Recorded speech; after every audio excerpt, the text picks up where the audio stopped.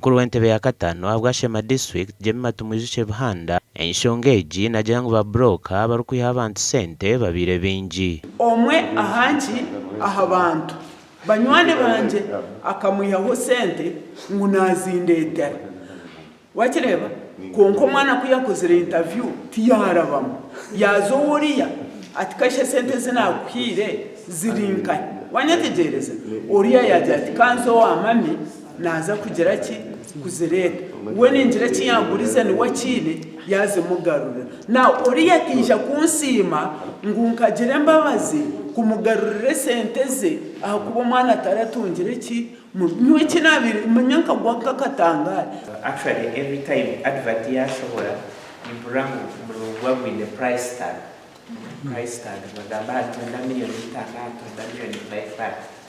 So ejo kitumire emirimo mu district etagenda kurungi kuko chairman yagamba umuntu yaguzire ikintu cyaka akiguzire cash nakora kwa kwenda. Actually I think it is one of the reasons to be twagira abakozi batine discipline.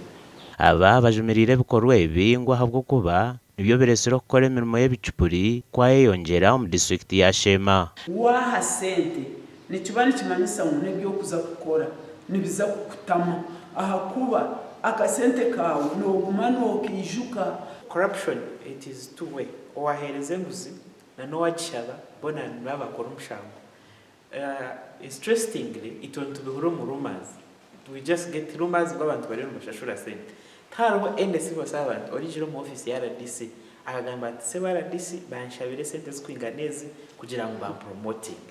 Justin Tumwesije uhirwa bwa kamishana arabwira abanyashema hatagira wa mureta hebyo butegeki yo mu nshonga zo kugaba emirimo kandi nkanyokundi umucyara wa politician harimo rwa element mweno ombantu bashema kugira ngo mweno obundi okoro wabirota kuhagira ogukando gwayazamo no wa sideji nguna basobutaherezo mwene byo tubukuza kuba owanje tibiriyo. Really we should work the talk. Sheema, there is no way that someone can claim that Sheema has been corruption in Sheema Research Commission. And I want you to be part of that, fill up that gap, stand by the values and work with quality service delivery. Nabwa nyuma Justin atire kiragano ejo kume bihama yaba nakore mirimo mu kwasiwe. So help me God. Gashaka mai kwa twakire.